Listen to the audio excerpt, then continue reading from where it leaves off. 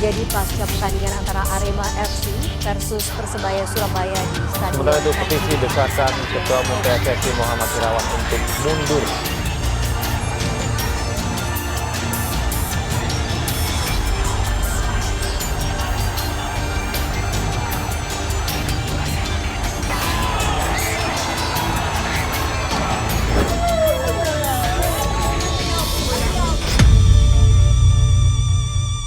Kalau kita bicara soal sidang tragedi Kanjuruhan Malang, ini memang sudah memasuki babak akhir ya di Pengadilan Negeri Surabaya, Jawa Timur. Seperti diketahui, hari ini 2 dari 5 terdakwa menjalani sidang pembacaan vonis, di mana 1 diantaranya sudah divonis, yakni Abdul Haris yang merupakan mantan Ketua Panitia Pelaksana Arema FC dengan hukuman 1 tahun 6 bulan penjara. Namun, di tengah jalannya sidang, Koalisi Masyarakat Sipil justru menghimpun sejumlah kejanggalan selama jalannya proses peradilan. Kita akan simak bersama apa saja kejanggalan-kejanggalan dari data yang sudah dihimpun oleh cnnindonesia.com.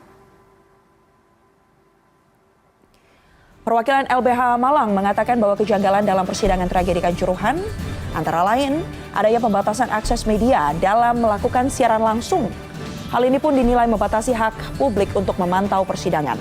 Selain itu, dipindahkannya persidangan di luar lokus delikti atau tempat kejadian perkara dari Kabupaten Malang ke Surabaya juga menjadi kejanggalan yang dinilai mencuat oleh masyarakat sipil.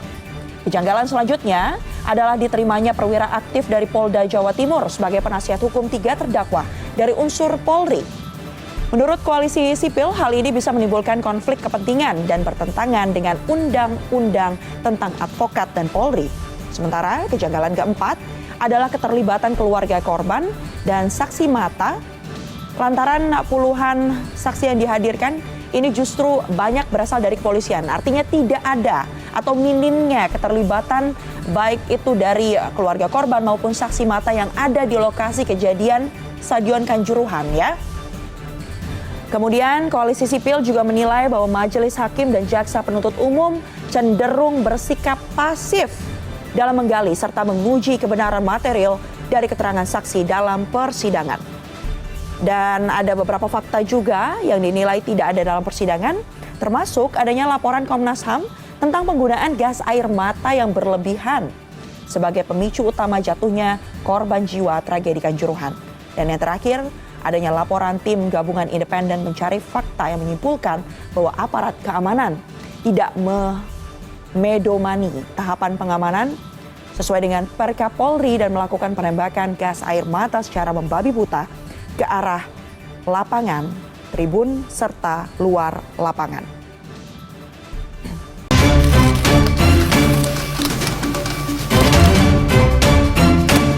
Selamat datang pada 1 Oktober 2022.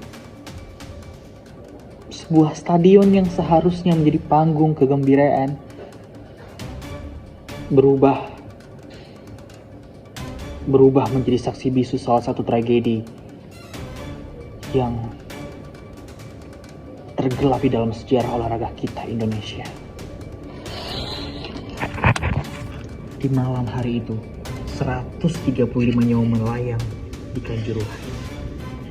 Namun tragedi sesungguhnya tidak berhenti sampai di situ. Ia berlanjut sampai ke ruang sidang. Di mana tahu hakim yang seolah mengetuk lebih keras daripada luka para korban dan rasa keadilan. Saya Yohanes Putra Nalabi bersama dengan kawan-kawan saya akan memendah kasus ini bukan hanya sebagai sebuah rangkaian peristiwa, tetapi sebagai sebuah cermin yang retak dari sistem peradilan pidana kita.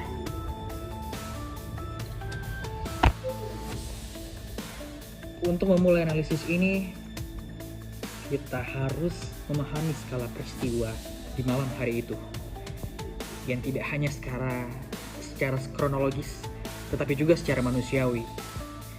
Dan untuk itu, saya akan meminta tolong terhadap teman saya yang bernama David Jafra Ravanenza, yang akan menjelaskan dan menggambarkan terkait fakta dan suasana di malam malam. Oke, terima kasih Saudara Yohanes. Pada malam ini saya akan menjelaskan beberapa peristiwa dalam kasus Kanjuruhan, Stadion Kanjuruhan yang memakan 135 korban. Oke, baik. Ya, tentu saja di malam itu puluhan manusia dan anak-anak, laki-laki maupun perempuan, datang untuk perayaan sepak bola. Namun perayaan itu berakhir menjadi neraka. 7 tragedi yang dipicu oleh respon aparat keamanan terhadap beberapa supporter yang masuk ke lapangan. Supporter pun rusuh akibat klubnya yang kalah dan tidak terima. Aparat pun merespon dengan penembakan gas air mata secara masif dan tanpa pandang bulu, bahkan ke arah tribun yang padat penontonnya.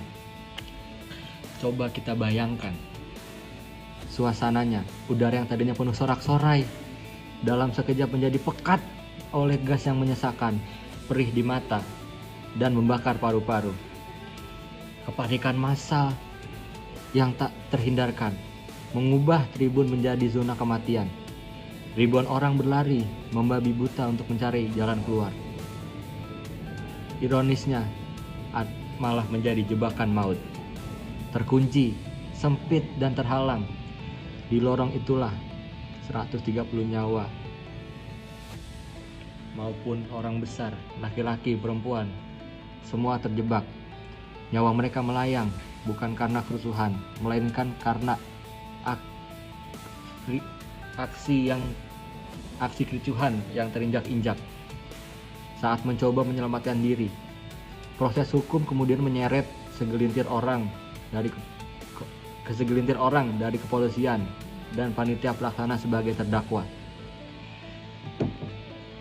Setelah saya membaca berita itu, saya sangat ironis karena beberapa nyawa telah hilang. Ini adalah sepak bola, bukan menjadi malam neraka. Oke, mungkin itu saja. Saya kembalikan lagi kepada Yohanes. Terima kasih. Salam hormat. Terima kasih kepada Saudara David yang sangat jelas menjelaskan bagaimana kejadian horor di malam itu.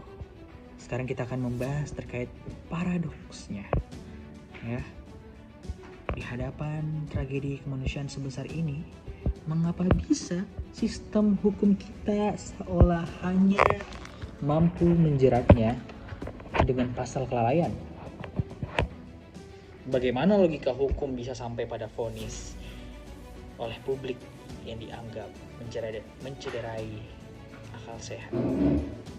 Untuk itu akan dijelaskan oleh rekan saya, Cordova Baginda Bajuri Harun, yang akan menganalisis secara tajam dan kritis terkait hal ini.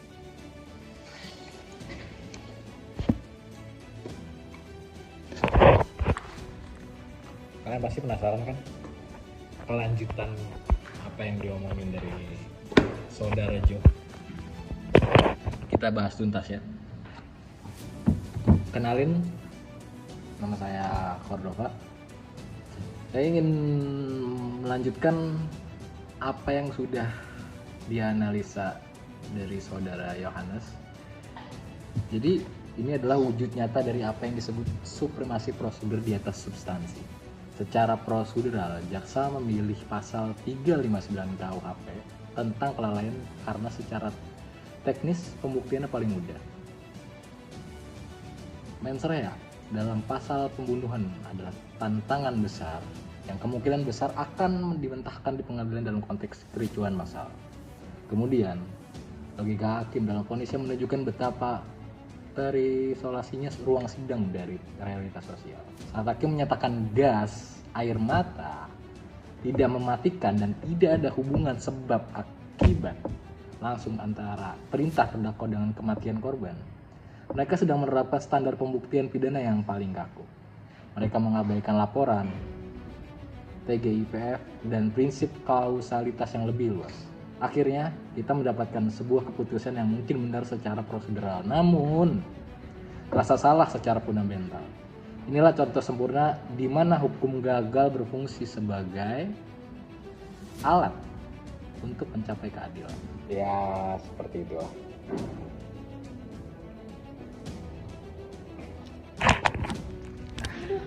Kan pasti teman-teman sudah punya gambaran terkait gimana sih ketidakadilan yang terjadi di dalam tragedi Kanjuruhan.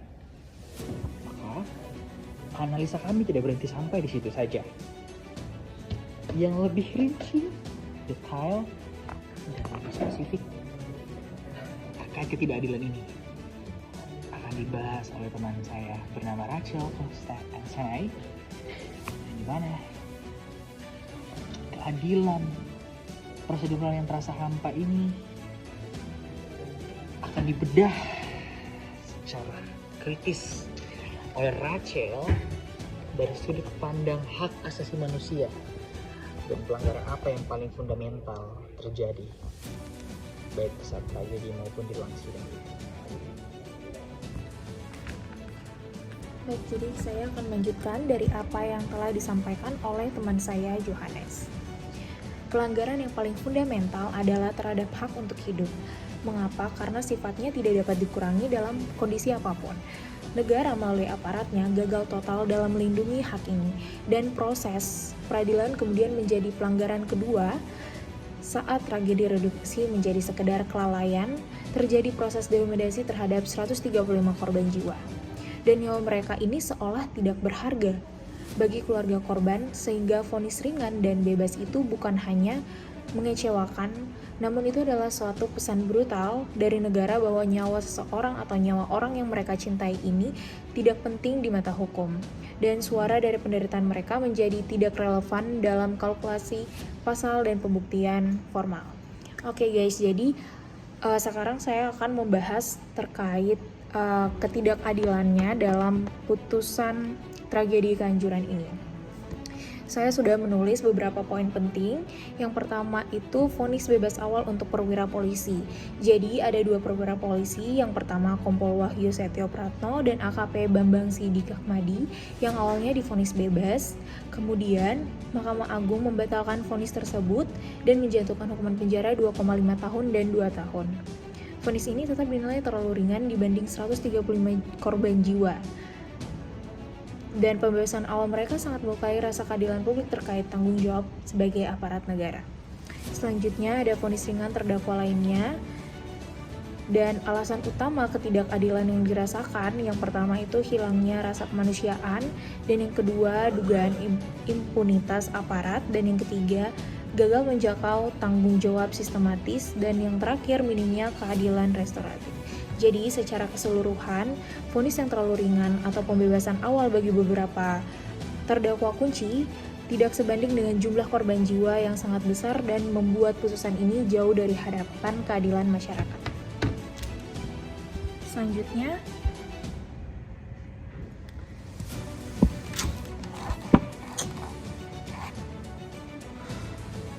aku bener-bener gak habis pusing deh dengan keadilan yang tidak diberikan gitu.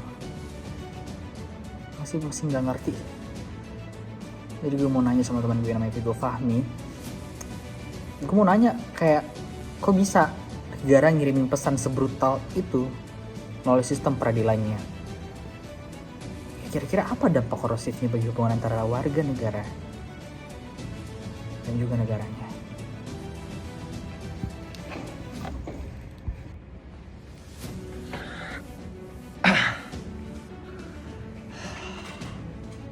Gue Vigo, dan ya dampaknya adalah erosi kontrak sosial. Negara ada karena warga menyerahkan sebagian kebebasannya untuk mendapatkan perlindungan. Tragedi Kanjuruhan dan peradilannya menunjukkan negara tidak hanya gagal melindungi, tapi aparatnya justru menjadi ancaman. Dan sistem peradilannya melegitimasi hal itu. Ini melahirkan apa yang disebut krisis legitimasi. Publik melihat dengan mata telanjang adanya impunitas atau kekebalan hukum bagi aparat negara. Ini mengonfirmasi sinisme bahwa hukum hanya berlaku bagi yang lemah. Kepercayaan publik terhadap institusi Polri, kejaksaan, dan pengadilan ambruk. Dan lemahnya penerapan tragedi tanggung jawab komando menunjukkan bahwa sistem ini memang dirancang untuk melindungi para petinggi dari pertanggungjawaban.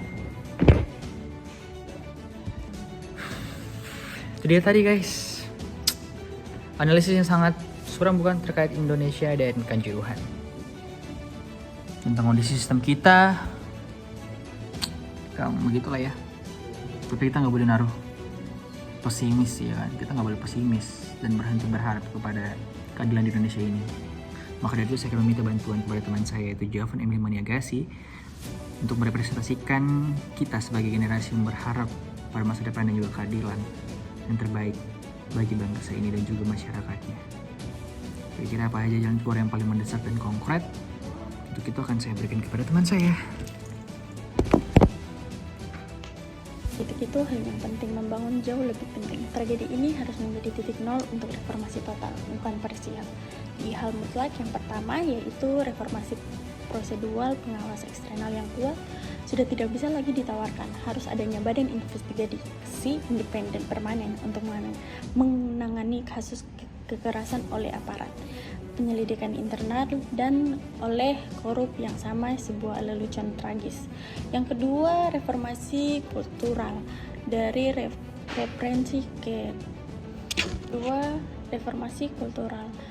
reprensif ke preventif.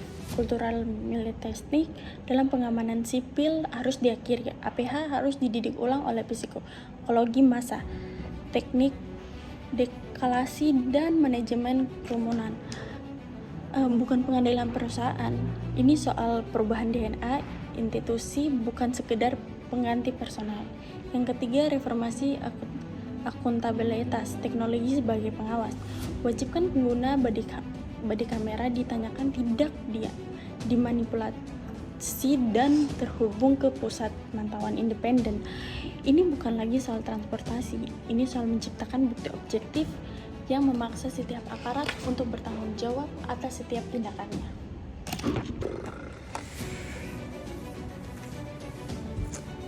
Itulah tadi rangkaian analisis yang sangat kritis dan juga mendalam terkait tragedi Kanjuruhan.